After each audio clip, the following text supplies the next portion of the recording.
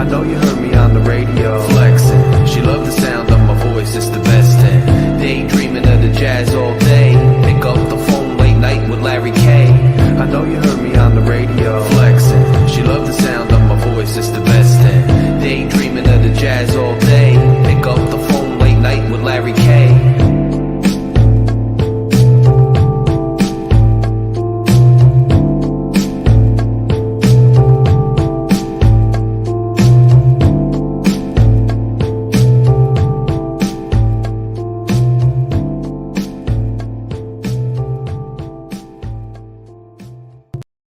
Hey, what's up, everybody? Hope y'all having a wonderful day. But before I get started, I was watching Twitter, man, and if you follow Pete on Twitter, you'll know what I'm talking about.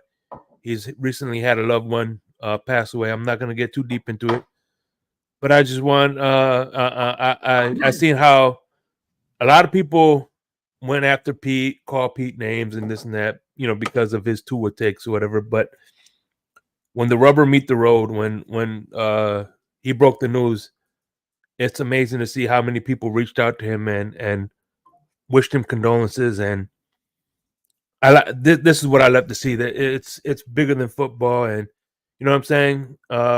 He, even though his takes me be crazy, but he's a decent human being. And I just wanted to, wish him my condolences, and I hope that, everything is okay with him and stay strong. That's all. You know what I'm saying? But with that being said, man, what's going on? How you doing, man? Are you looking forward to this game? Looking forward to it. It's fan club weekend. Another chance to try to get things together. I know everybody says, every week is an NFL team, and and anything happens any given Sunday, but well-prepared teams and good teams, when good teams, truly good teams play bad teams, miss me with the any given Sunday. Good teams beat bad teams that are well-prepared anyways. Yeah. And I'm hoping that that's the trend that we're on. I've said it before and I'll say it again. If we're still at the spot where we don't beat the teams we need to beat in the division when we have opportunities to, like this past Buffalo game, at least I know for sure we're beating the teams we're supposed to beat, and we're whipping them good. So we're on the right path. Trajectory. Well, and you know what? The one thing I said it. What's going on, guys? Let me give a shout out to my man Raphael Courtwright, first in the building. Liz, Kenna Ranking, and Ryan. What's going on? What's going on, guys? But no, the one good thing, I said it on the Dolphins Den, was the fact that we had three turnovers. I think this was a pretty sloppy football game on offense, where we still managed to put 500 yards. You know what I'm saying? We still able to manage to put over 28 points. You know what I'm saying? So, regardless, if it wasn't for the street turnovers, I think it probably would have been up by. We probably put up a 40 burger easily. Yeah. You know what I mean? Yeah, and they wouldn't have scored as much either. No. That one touchdown was a pick six. So yeah, exactly. Yeah, it's our defense played pretty good, and the turnovers hurt, fumbles, picks. But the fact that and another thing that why in my on Tuesday, or when I made my video on Dolphin Den, I didn't bring up the turnovers, is because that's another good sign as us being headed in the right direction. We had 3 turnovers. At least 3, maybe more. 3, yeah. 2 interceptions and a fumble from Achan. And we still blew them out. Which I mean, ultimately that's a big deal. I know they had a lot of injuries. Their offensive line was depleted, whatever. But again, in past years, none of that would have mattered. How you doing, Facebook user? I can't see your name, but yeah, normally that would have haunted us. Even with there's anybody who's a Dolphins fan that's been watching games knows, man, we'd play teams that are bad teams that have multiple injuries, and we'd struggle. If we won the game, we'd barely win, and we'd struggle with teams like that. So it's nice to see that even with their 3 missing players or starters on their offensive line and, 3 turnovers and whatever, and we beat them like we should have beat them. And then this week I expect more of the same. Hopefully Connor plays. If he doesn't, well, Eichenberg. And but we've been able to overcome our injuries this year. Yeah.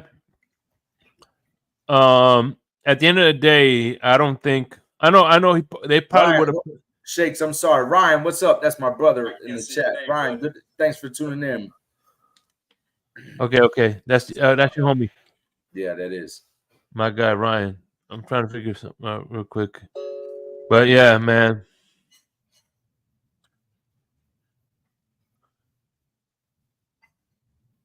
Ryan, we can do shot time on the show if you want, bud. Give me the comment, hit the thumbs up, and make sure you hit that thumbs up button, and we'll do shot time. Yeah, I can't. Damn, I don't even know. Negrito is his name. Who gave you the shout out? Well, I want to say he's Dolphin Den. He's a Dolphin Den. Yeah. Because this is streaming on Dolphins Den, by the way. Yeah, peace to him. Yeah, no, he's got good takes. Cool guy. That's my brother, Color. What's going on, Color? How you doing? Color, how you doing? What's your take on the game coming up? You think or what? Yeah, I think we should. From a talent standpoint. They got too many injuries. Vic, I think Fangio is going to be taking advantage of the rookie. You know what I'm saying? Yeah.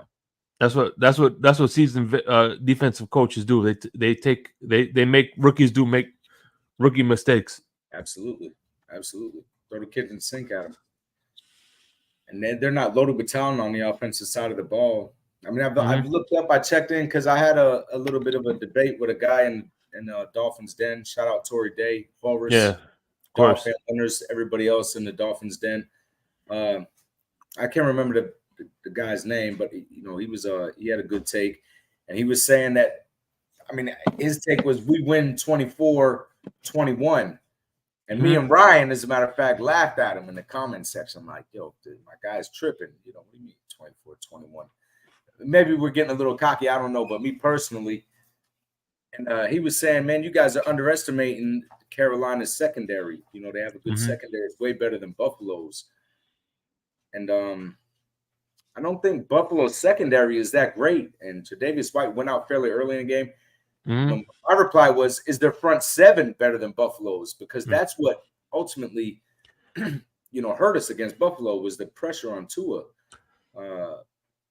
Yeah, well, I'll tell you what, Brian Burns is probably better than any edge rusher Buffalo had got. Okay. Except for Von Miller, but that's Von Miller in his prime.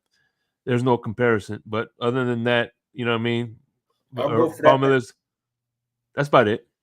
That's one guy. They had 4 or 5 guys that were getting through there fairly easily with Buffalo. Yeah. And then they got a guy like Milano. Last I heard, Luke Kuechly retired years ago. They don't have another linebacker like that. Nope. One guy ain't gonna do it. Sorry. Yeah. Right now, Bryce Young is 92 for 144. 750 yards, 5 TDs, 4 interceptions, which Tua is 1,600, 11 TDs and 5 interceptions. And their leading look, here's why I'm not scared. Their leading receiver is Adam Thielen for 397 yards and 3 touchdowns. So more than half of the touchdowns went to Adam Thielen. And let's be honest, he's like a number 3 at best. Number 3. I don't think he'll be the number 3 receiver in our team. Maybe. Yeah, he's up there in age. He got hands though. And Bryce, I looked up his sacks. He's been sacked a good amount of times too. They're not protecting him all that great. No, he's not. However, when I looked up their the box scores for all their past games, I want to say like 240 yards was the most they've allowed a quarterback to throw for. I mean, the quarterbacks, aren't that great of quarterbacks, that they faced. Atlanta, I think they played Atlanta. They played the Seahawks. Let's take a deep dive into their opponents real quick. Yeah, go. I know it was the Seahawks. It was Atlanta. All right, their first. Go ahead. Yeah. All right, preseason. Their first opponent was they lost to the Falcons 24-10. They lost to the Saints 2017, which the Saints beat the shit out of the fucking the Patriots. Yeah. They lost to the Seahawks 27-37. Yep. 37-27.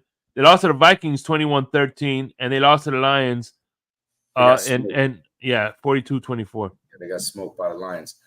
And but all those guys that if you look at the quarterback stats for them, I want 240 might be the most they allowed. And there was another one for 230 or something, and the rest were all in the hundreds. And the rest are mediocre at best quarterbacks. Mm-hmm. Kirk Cousins is an okay quarterback, but even he had a low yardage game against them. So that kind of made me feel like, well, maybe the kid's right. They do have a fairly decent secondary. But what I noticed also when I looked up is they allow a lot of rushing yards. I saw 130, 140, 150. They allow a lot of rushing yards. Kirk Cousins had here, let's read off some stats then. Go ahead. All right, the first win against the Falcons, they allowed Bryce Young. They allowed Ritter to get 115 yards, 75, and then 75 rushing yards. With the Saints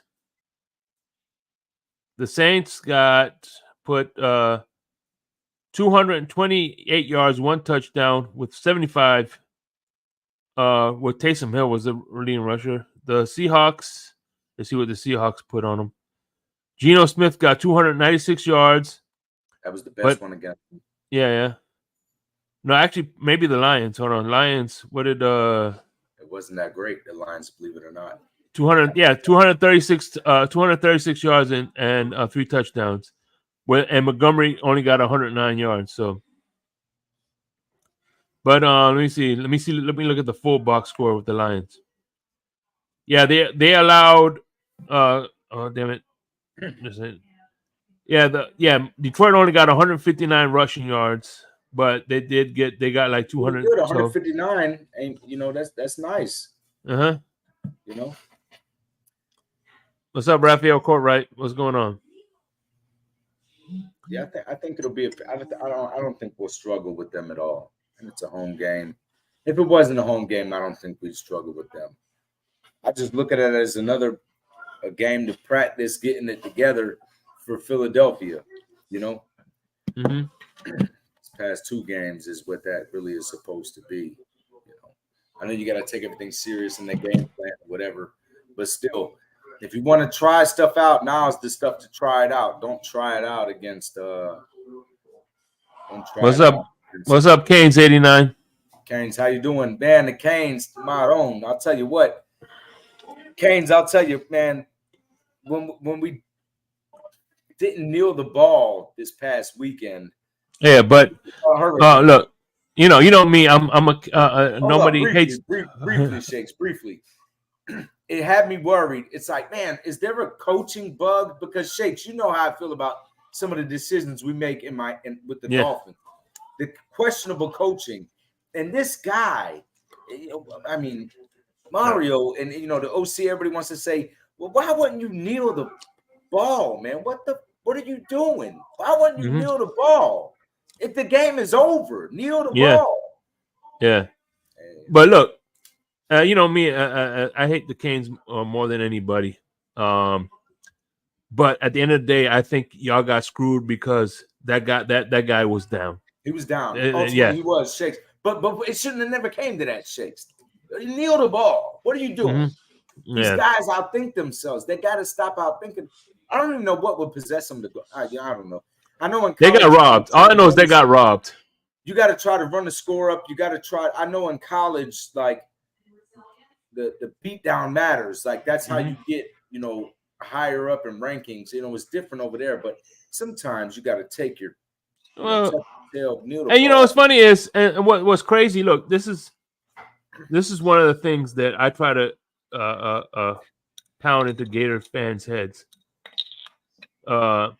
People that root especially if you root against the Florida State Seminoles, I always root for the Florida State Seminoles to win every game until we play them, because the higher they are in the higher, like for instance, if y'all would have beaten let's say for instance, y'all would have won by 1 point. Let's say y'all would have won by 1 point. Who gives a fuck?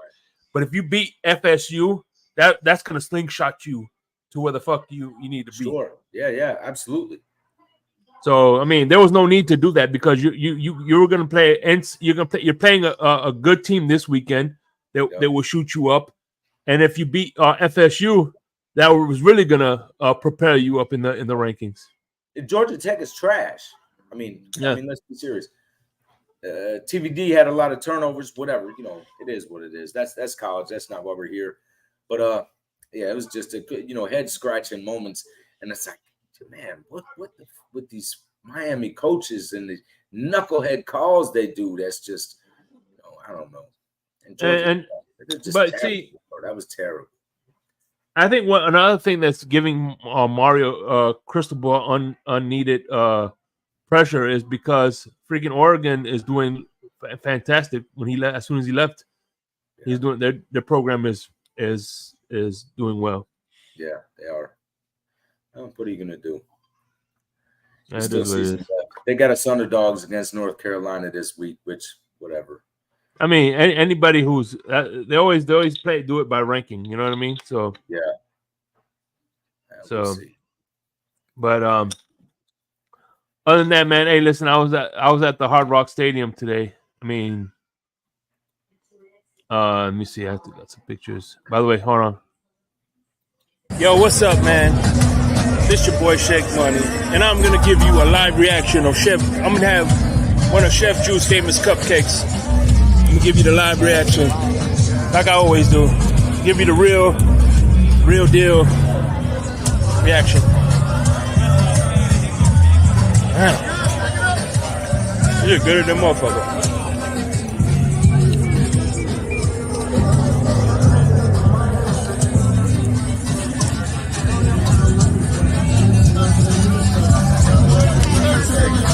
The good thing I shared them, because I eat all 4 of these motherfuckers.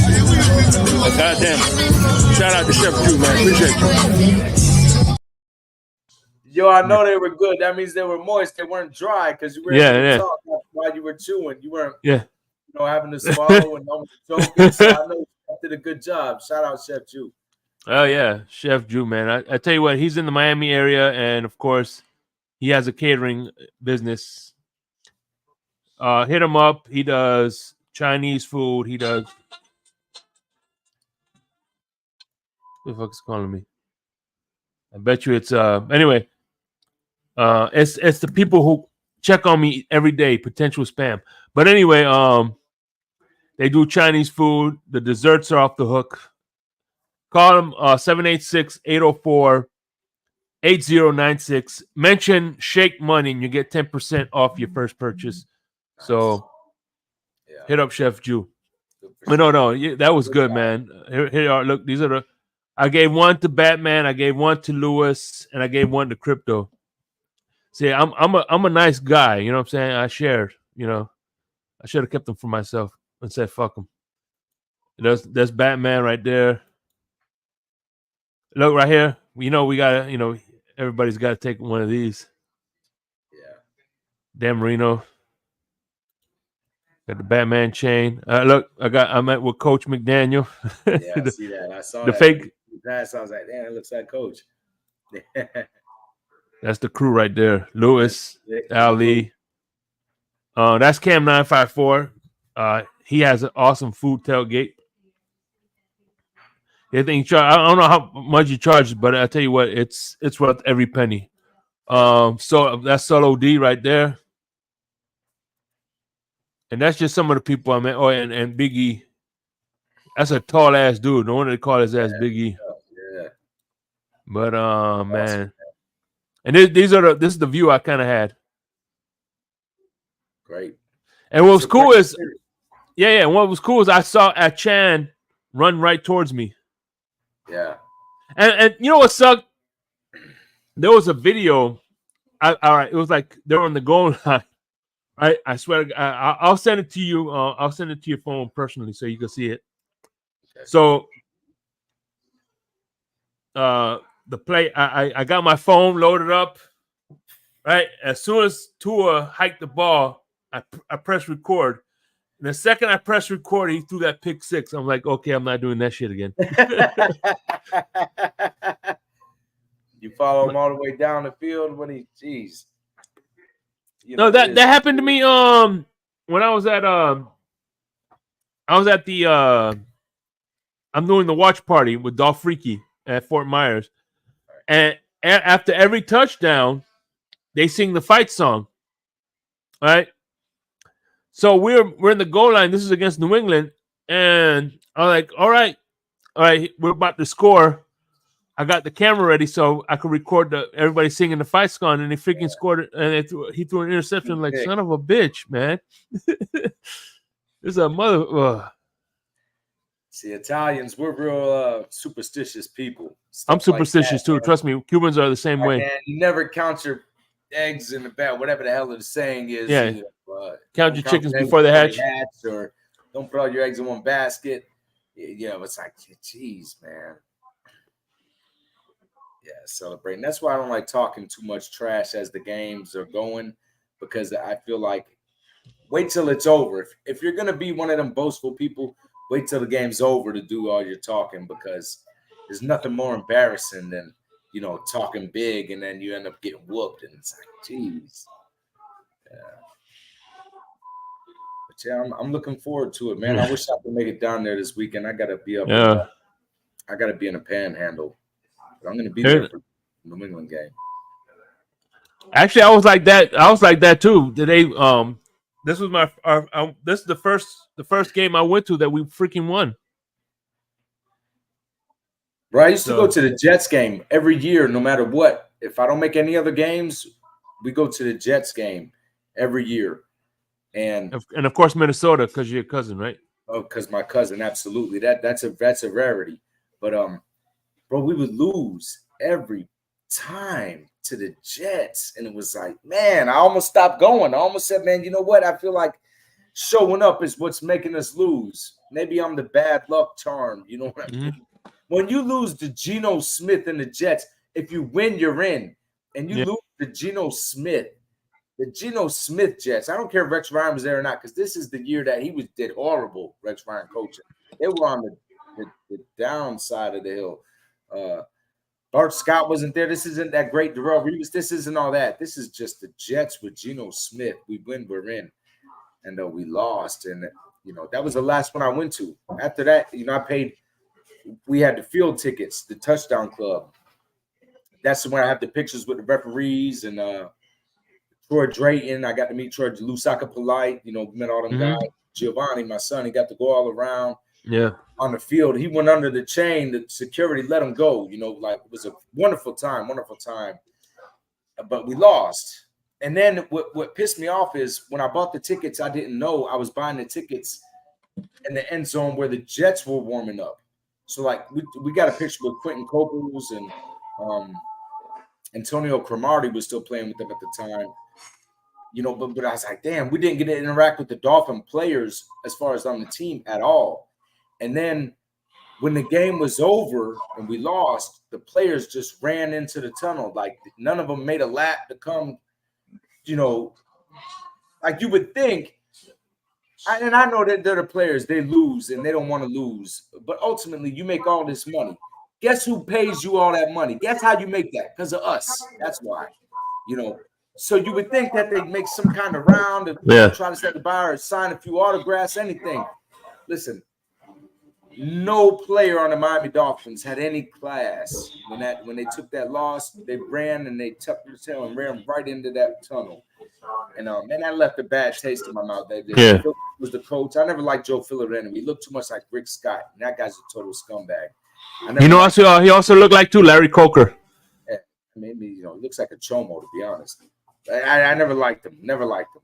And I mean, Brian Hartline, I want to say was our number one receiver at the time. Maybe Yeah. Devon Best might have still been there. Who knows? But none of them guys came around to, and that kind of man. I was like, man, I dumped like $1,500 on them tickets.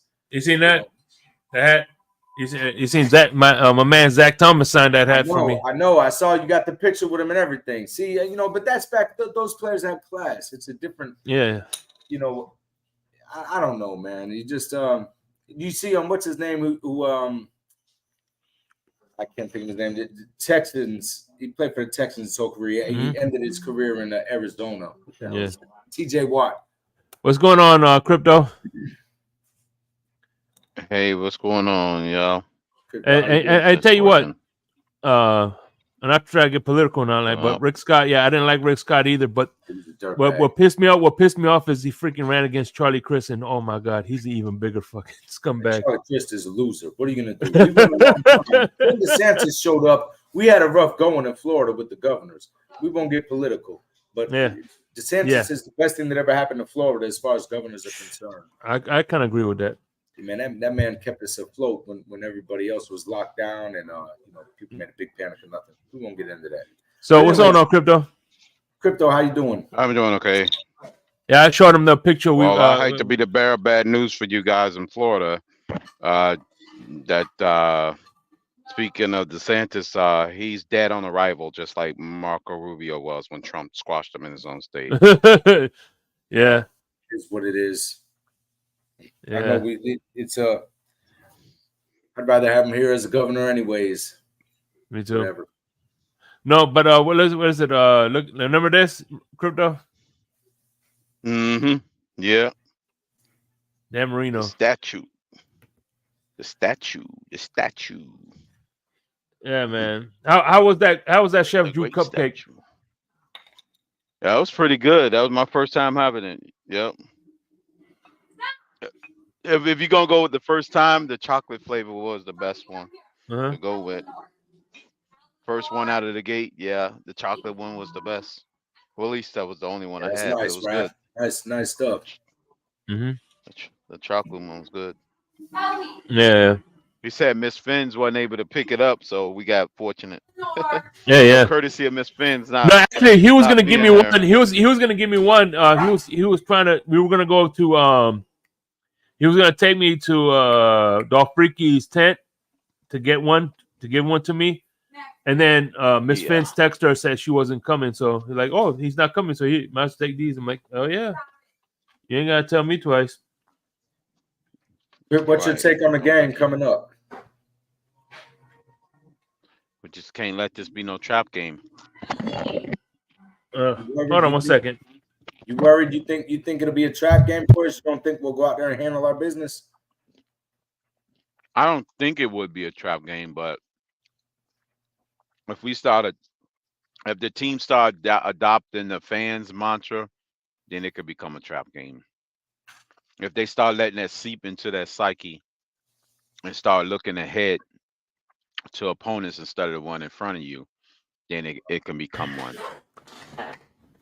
Yeah, because that's what fans tend to do, and hopefully the players don't start allowing that to seep into their psyche. Go out there and pound them. Like I say, I look at it like the teams we're supposed to be confident. I don't think it should be looked past them to Philadelphia. However, when I say if you want to practice some stuff, this is when you should do it, not against Philadelphia. I'm speaking more along coaching lines, necessarily players. What's good, y'all? What's good, Chase? One. Remember, hey, listen. Look, I'm not trying to, me, I'm a Gator fan, but I'm not trying to make this a Gator thing. What does Tim Tebow and Urban Meyer have in common? Tim Tebow and Urban Meyer. No. They both got their first win against the fucking Dolphins. God damn it. I'm like, the one time I wasn't rooting for those sons of bitches, they fucking win. Was that his first win in Denver was against us? Yeah. Yo, he shouldn't have won that game. Yeah, I know. We were up like 15 with 4 minutes left. That was the most ridiculous thing ever. Yeah. I remember that game. I know that was his first win, but it was terrible. Terrible. What's up, Michael K? What's going on? The Suicide Hotline. Yeah, man. But I mean, No. yeah, like I said, I wasn't rooting for him. Don't get me wrong. I wasn't rooting for neither one of those sons of bitches. Terrible. Urban Meyer. Fucking. One. You know what freaking pains me is we finally got a Florida Gator offensive tackle playing lights out, but he plays for the fucking Bills. Son of a bitch. You have him playing lights out for us, didn't he? Didn't? Yeah, Mike Pouncey. Yeah, Mike Pouncey. Great center. Hall of Fame. Yeah, Channing Crowder was one of my favorite players, man. I love Channing Crowder. Yeah, I like him better for to be honest with you on the radio versus on the field. But yeah, he was out there putting in work, and he had a little bit of Brian Cox in him, Joey Porter in him, where he if he needed to, and he'd argue with old Rex Ryan. Him and Rex Ryan, yeah, that was the rivalry. Rex Ryan, I think he did better with the Jets than he did with the Buffalo Bills, to be honest. Oh yeah, 100%. But yeah, he did. That was the last time they won a playoff game. And he was their coach. What was your all right now? What's your most memorable Carolina Panther game? Do you have one? No, it's too young. It's too young, right? The only one I can remember was the only one I can remember was about that on my show. Yeah, the one I can remember was the one was against Brian Flores. Was against Brian Flores. No, the meme goes, "I'm back" on the bench. Remember? No, I don't have any. Many as I have about other teams. That was painful. Yeah, that dude. That look.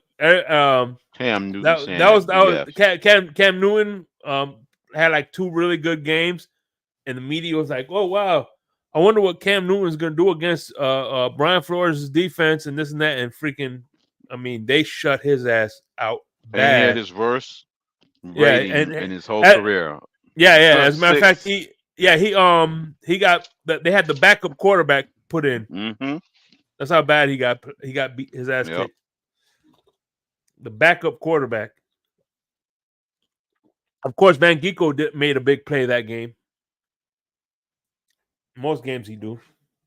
Yeah, I don't have any about Carolina. I mean, I can think a lot about Carolina as a franchise and some cool times they had with Jake Delhomme and them, but as far as against Miami, no game really stands out to me, Yeah, there's only very few teams in the league that I can't think of like a game that really stands out, now that you mention it.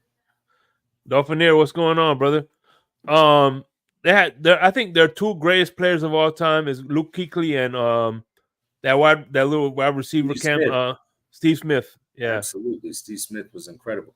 Julius Peppers was a beast too. Oh shit! Oh yeah, I forgot. D'Angelo Williams. They had a hell of a dual running back for a couple of years. D'Angelo Williams, Jonathan Stewart. Dude, you got Marcus Trufant. Now I'll tell you this is what stands out to me besides Steve Smith. That stands out to me most about Carolina. Mm-hmm. Marcus Trufant was McCaffrey was on that team, wasn't he? I think McCaffrey.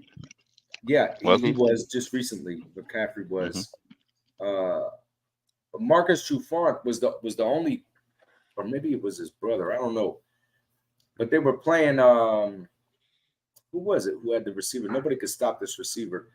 And they had the only cornerback that could stop this receiver and lock him up singly. This guy was getting 200 yards a game in the playoffs, and they met up with them. I want to say it was Seattle, so it was Marcus Trufant. I mean, that's what it was. Marcus Trufant locked up Steve Smith, and I remember that pretty good. That's about it. Jake Delhomme had a couple of good years over there. They had their run. He should have won a Super Bowl. Yeah, it was real close. They played New England and lost. That was the Janet Jackson exposed boob. Yeah. I'm gonna by the end of this song or whatever with Justin Timberlake. That was a big deal, Right. Crypto. That was one of the ones. Right. What's going on, Samuel? I'm doing well. How about yourself, man? I hope you're doing good as well, man. Ah, damn. Steve Smith. Now that I think about that, I can't believe that game was almost 20 years ago. It's crazy, right? That's how you know we're Yeah. getting old when you think about stuff like that. And it seems like it wasn't that long ago, but it really was that long ago. Right. Man, I can't believe it was 20 years ago. It's fresh in my memory, too. It's like it just happened yesterday. You know? Listen, The wardrobe incident. I used to feel old because I used to like there was a point where you're like when I'm in my 30s, I'm older than the rookie players. Now I'm fucking older than the rookie coaches. Shit. That's just a trend in the NFL that's happening now because back if you weren't 50 plus, you weren't getting a shot at head coaching. Well, shit, Shula was 32 when he got a job. Think about His it. first That job game, as a that head coach. Super Bowl malfunction 33. game, they're actually got kids. The people that played in that game, their kids are actually in college playing college sports now. Shit, Joey Porter's son Just is think playing about it. for Joey Porter's son is playing for what's it called right Yeah, now? people that played in that game. Yeah, the their people on kids are that in the roster league. that's got kids, right, in the in league, the league right now. That's crazy, right? Mm-hmm. Yeah. People As a on matter that of same fact- Super Bowl roster. As a matter of fact, they show pictures of Joey Porter with his son at in one of his Super Bowls. Yeah. Oh yeah, in one of the Super Bowls, yeah. Mm-hmm. He was there It on the must have been the field. one they played with Seattle. I think that was the one, Shake. Yeah. That might be The that one when they played Seattle. Yeah, and Seattle should have won that Super Bowl. That I felt like, dang, that's who I had picked to win that. That was a good team they had over there. What was that? 06. That was 06, I think. Yeah, that was a good year too. 06, because the Heat won. Right. The Heat won a championship. in Wait, 06. I won a lot of money that championship. I was on vacation when that happened, and the Gators won a championship up, too. Lucci. After every game we lost, we lost the first two. Now That was a bad year for sports if the Gators won the championship that year.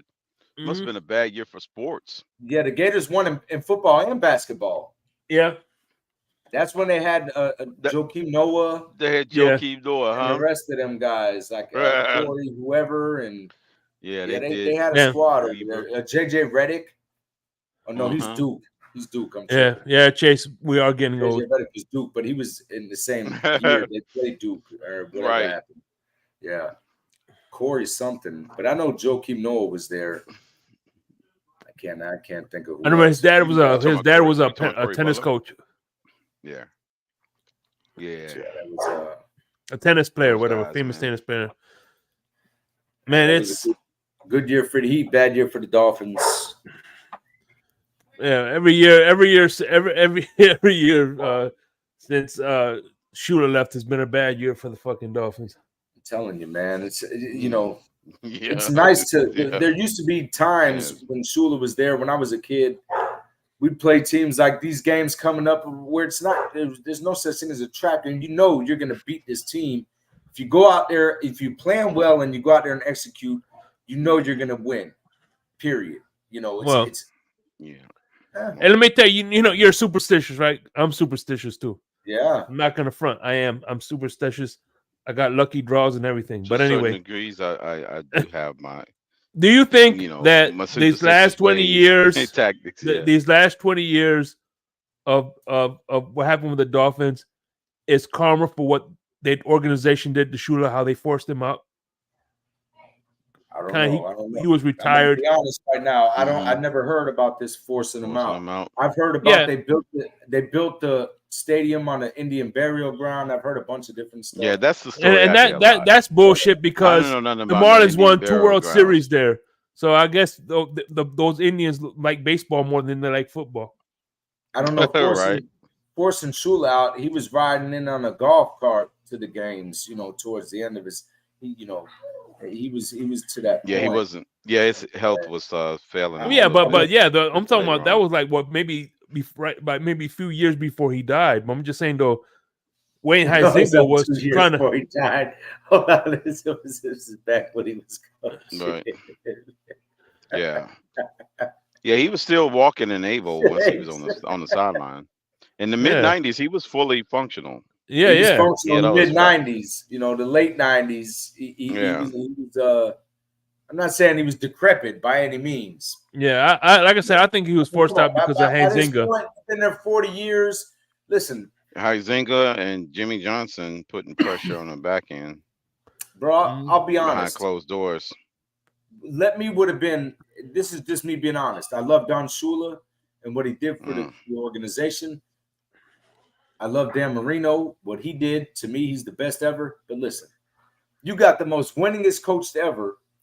And at the time, you got the greatest quarterback to ever play the game. This guy is a game changer, changed the game, broke records, and did it faster than anybody else. Even guys that are breaking his records for how fast he did it are just now getting broke. Yeah. Yeah, because couldn't and get you know why they hold on. broke him? Hold on. You couldn't get the job done at some point, and that this is the end where Marino's his career is almost over. Yeah. Don Shula might not have been decrepit, but at that point, Marino was almost decrepit. He couldn't get like he used to. It was Yeah, he getting to wasn't that the point. same.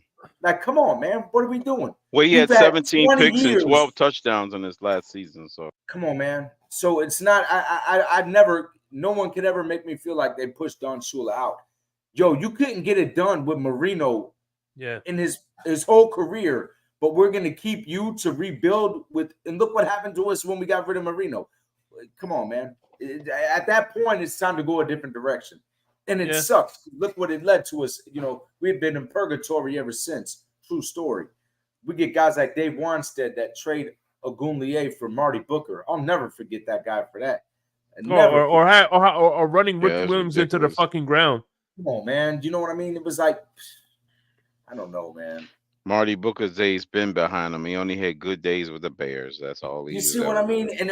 And Ogunleye with Jason Taylor at that time, crypto, man, that was it was something serious, man. And this guy comes and trades him away. It was unbelievable. And then this, I want to say this is after Peyton Manning left the division because he was in the division. I remember Ogunleye he got fined for a helmet to helmet, but he broke Peyton Manning's jaw one night on Monday Night Football.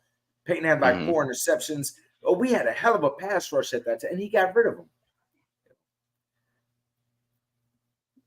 him. Work for the Jets set us back 20 years. Yeah, that is so true. Hiring GMs from that organization set us back 20 years. Yeah, especially when they were trash, when they were over there in the Jets hiring who they were hiring. I like Chris Greer. Yeah. I feel like right now we're on an okay path. Chris Greer. I say, looking back on it, the Bill Parcells hire was a mistake. It was just terrible. He brought in Tony Sparano. It's bad. And he thinks he's going to bring everybody from Dallas and they're going to do great things. And Sparano did. Listen, that first year, but it was because of a gimmick. And it's just like a lot of these other rookie quarterbacks come in. RG3, he looked great his rookie season. Once you give these defensive coordinators a chance to figure things out, you got to be able to evolve your game. And did you hear the story on how he remember when we had the Jake Long, how he made the Jake Long decision? No, I didn't. Okay, David Hyde. You know who David Hyde is, right? He's a columnist for the Sun Sentinel. Yeah, Sun Sentinel. And he said that one day they were talking and he got a story about how every day before he goes to this, work, whatever, there was a homeless guy used to selling newspapers, and he'd buy one of those newspapers from the homeless guy, and he would shoot the shit, and he was like, "Hey man, I'm getting a draft. Who should I get? Should I get the quarterback or the offensive tackle?" Who's protecting him? Nobody. Or get the tackle. It wasn't Matt Ryan in that draft. Yeah, Matt Ryan. Come on, man. The biggest mistakes that set us back another 10 years because we had already accumulated while Matt Ryan was still in the league. We was already accumulating decent offensive line pieces already, so it didn't warrant building your franchise with a freaking left tackle with the first pick. And not to mention you don't had have multiple first round Jake Long picks. was a beast. Listen, Jake Long lived up to the He's first nothing to round build off of, but he left the league before Matt Ryan did. pick. Exactly. Thank you, bro. I mean, His longevity never outlasted the guy who we should have picked. and who was he guarding? Cleo Lemon? Who was he Mhm. guarding? Not Cleo Lemon. Maybe it was Chad Pennington. Who was he guarding? I don't even remember. Yeah. One of them, Chad Pennington. Yeah, that's was like one of them. that's like And that's how Teddy like This is just to Crypto's point. It was a dumbass we don't even remember who the hell we drafted him to Right. guard. to protect, right? The guy who checked his right. I know it was At least John you Beck. know We got John other Beck. guys. It was I used to go, what the heck, Beck? BYU, right? BYU. What the yeah, heck, Beck? John Beck What the in the heck? second We'll pick round. this guy. Come on, man. And we got No, Cleo no. Lemon. This guy was Actually, no. Chad, no, it wasn't John Beck. It was Chad Henning. Chad Henning. We got Chad Henning. Henning. In the second round. Henny had his moments. I don't and know. when you think about it, the order of operations should have been Matt Ryan, Pouncey, Incognito, Jaron James, and the other guy we picked up in free from Kansas City. See, so that was the Bushrod. offensive line right there, and we had the big line, and then we had got running backs behind them, and then tight ends. It was a slowly build. We didn't have a lot of a lot of first round picks or picks in general that year to waste it on one lineman. You got to get your quarterback there. If that pick, when you build it a quarterback and when you build it a franchise, you know what I'm saying? That's 1 in 15. you can't do that. Obvious. You can't make the freaking right. You gotta get your franchise quarterback first. And listen, Joe Burrow, when he got drafted, he got beat the hell up his first year. Their offensive line was non-existent. They didn't pick no first.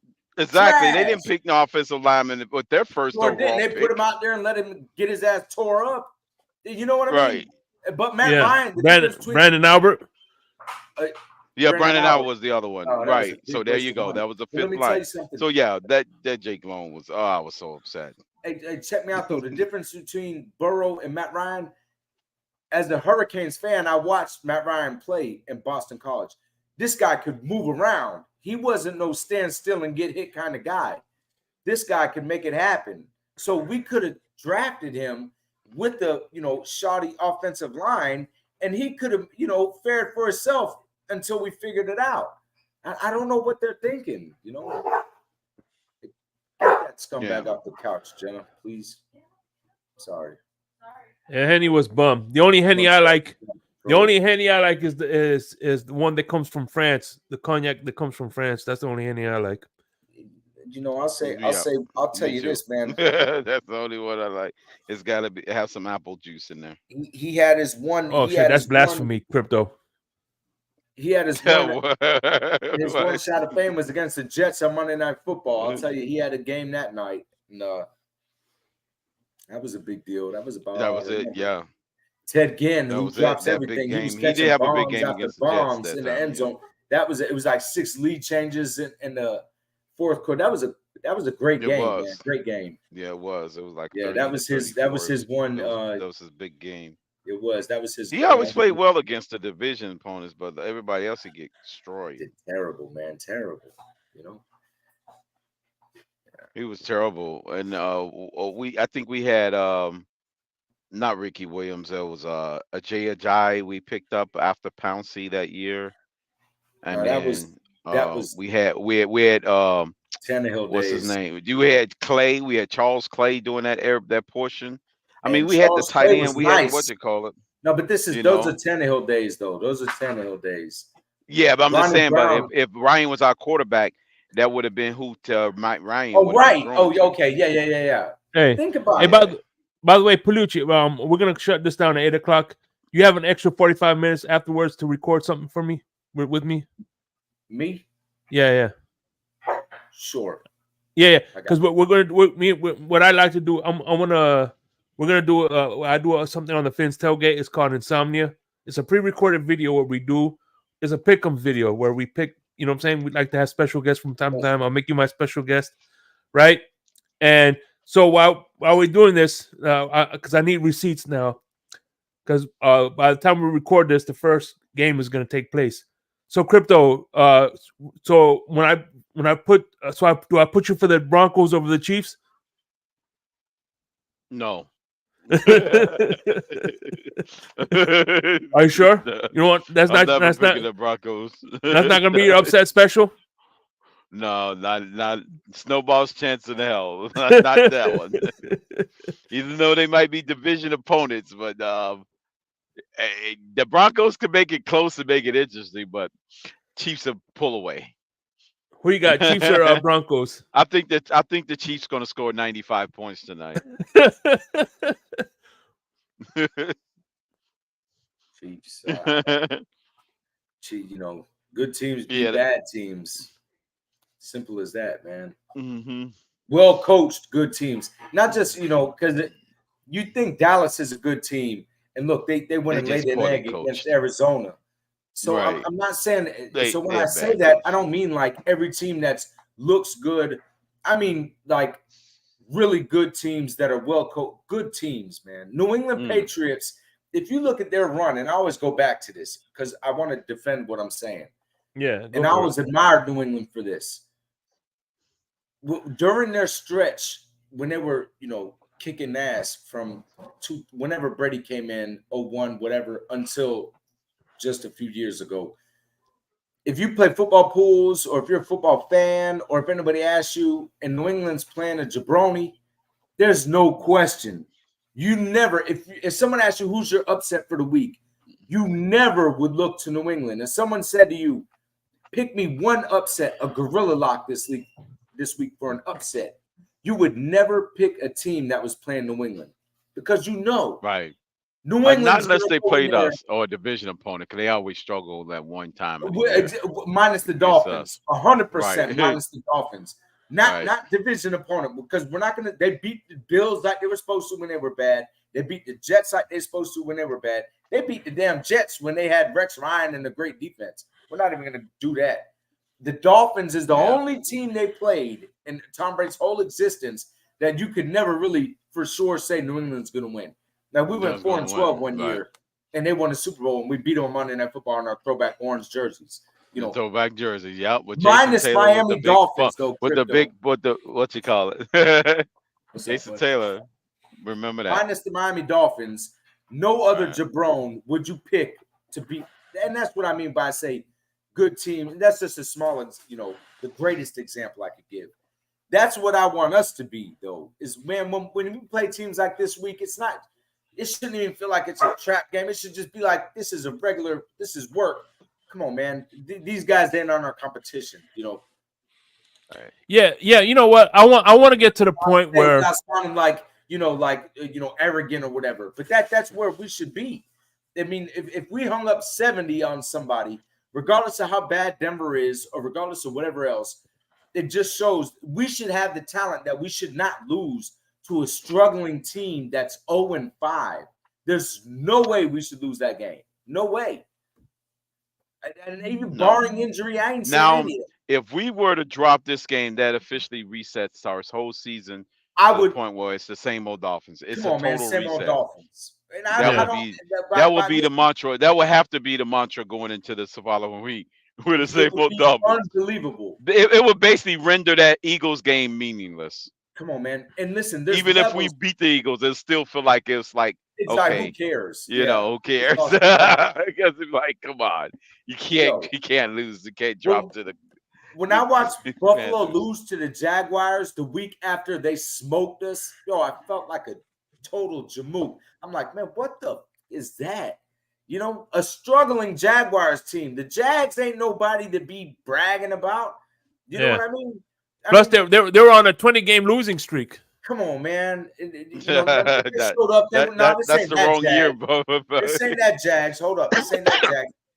This year's Jags, though, because they went to the playoffs. They had their crazy comeback against San Diego. They did their thing, and for them to get into the playoffs the way they did was in a dramatic fashion. However, how they started this year and up to the Buffalo game, I keep up with them because my brother's a Jaguars fan. He's from Jacksonville. They were struggling, bro. Jacksonville they don't know their identity. It seems like they're still trying to find their identity. This is a team that's, was 2-2, mediocre, pedestrian, middle of the pack. Yeah. And a team that just smoked us goes there and loses to Jacksonville. Can't even put up any points against them. And here we are, lost by damn 25 to them. And then, so for me, it's like, and see these fans brag, oh, that's why you lost to Jags. There ain't nothing to brag about. They just kicked our ass last week. So yeah, right. So that makes us look even worse. If they start losing to crappy teams and they beat us, it makes us look even worse. Right. Uh-huh. You will want them to start winning games so it can, say at least we lost to a good team. You won't say you got blown out by a crappy team. Am I mad they lost? Absolutely not. Cool. I'm happy that right. helped us. But am I bragging about it? No, man. That's the only reason I'm glad I lost is because we're up we're number one in the division now. Right. I mean, it's happy, but there's levels. I say all that to say this. There's levels to my fandom where, or even in NFL and teams where you can judge where you're at. So I know it seems to be we're at this point where we beat teams we're supposed to beat. There's not questions, are we going to struggle this week? Right. We go out there and perform and beat teams we're supposed to beat. However, against Buffalo showed me we're not yet to where, I'd like us to be, because it wasn't even a competitive game in the second half anyways, which is, right, it wasn't. It was like, I mean, come on. It wasn't even one competitive. team played football. The other team was spectating. I'll tell you what. If we'd have lost, we were spectating. I'd feel the same way I do now, because we're the same place we were last year. We lost to them. We barely lost to them the 2 times we lost to them last year. So if we're doing that again this year in Buffalo with 75-degree weather and clear skies, then what are we doing? Because the other times it was freezing when we lost by 3 points. With Skylar Thompson at the helm. So what are we doing? Yeah, it was much colder. It was much colder when we played the last time up there. Come on, man. It was 19 degrees, wind chill minus 7. And then you're throwing snowballs the time before that. What are you doing? So I'm happy that I can talk about a game like Carolina. Well, I'm not worried about it. Whatever. It's Carolina. Practice is what I look at it as. I don't feel like the Dolphins players go out there and feel like, oh, we don't take them. I feel like they're taking it serious. Well, they would definitely lose an NFL game if they think that way. Right. They ain't thinking like that. Tyreek Hill, and this is my guy. This is who I salute bigger than anybody. He talked all that trash when he got signed, and that man lived up to everything. He takes his shit serious, and I respect that. So and he, to me, is the leader of the team. He's going in there. He ain't taking nothing lightly. And Tua, he's had a lot, much as Tua, to me, doesn't strike me as a take anything light. I think he takes his craft very serious, So the people that matter are going out there. They're going out there to win, bro. And Mike McDaniel, much as I disagree with some of his play calls, I don't think he's the type of coach that's like, all right, guys, this ain't no big deal. We're well coached in certain facets. We'll know when he's on his own 17-yard line and it's 4th and 5 and he goes for it, then we'll know he's not serious. Well, man, thank you. That's what worries me about him, is weirdo stuff like that. Or how about this, Crypto? When we're on their 30 or their 25, we're up 10 points and we don't kick the field goal. We go for it. What is that? Right. Up 10. Right, exactly. Gimme field goal. Nothing's a gimme with Jason Sanders these days. But still, you got to give this kid a chance to kick a field goal. Don't shake his confidence back. Right. And what better to do it than when we're on the 20?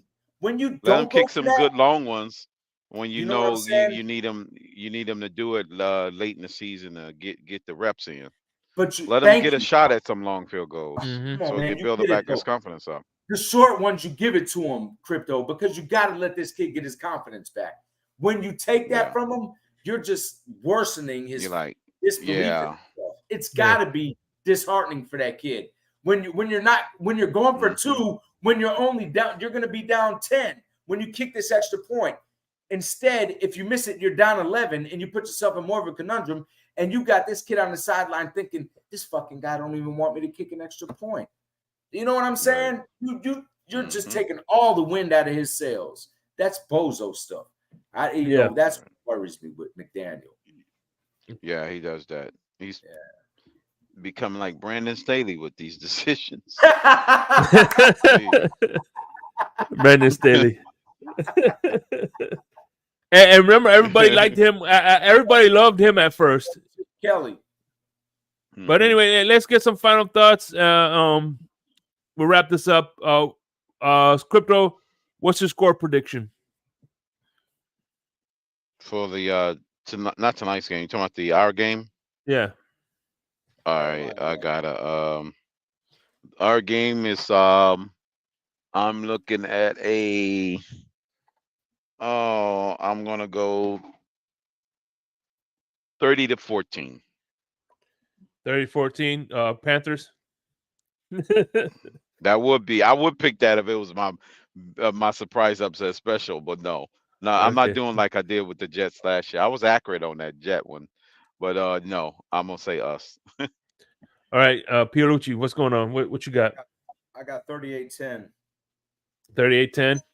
Yeah. I got 42-17. There you go.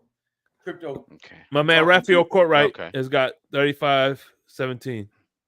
6. I'm 17, gonna yeah. run. I thought run. 17, and I'll add another 3. All right. 34-17. I'll see you in the lobby. Crypto, Okay. thanks for coming, brother. Good talking to you. Oh yeah. All right. Okay. Cool. We'll be All backstage. right. Cool. So, all right, man. Okay. All right, everybody. I appreciate everybody coming in. Raphael, Samuel Rosa, I appreciate you for coming through. Raphael Courtright, Chase One. I appreciate everybody for coming through and spending some time with us. You guys are the reason why we do this and continue to put in these hours. I appreciate everybody for coming up here. Crypto, as always, the currency connection is strong. You know what I'm saying? So again, I appreciate you, and of course, Anthony Pielliucci. He knows I appreciate him. Liz, Color, thank y'all for coming in. The man with the best name, Dolphinier. Appreciate everybody, and I'll see you on the flip side. And on the Finn's Tailgate tonight at 3:00, we'll be dropping an episode of Insomnia. Be on the lookout for that with special guest Anthony Pielliucci. So with that being said, Fins up, and I'm out.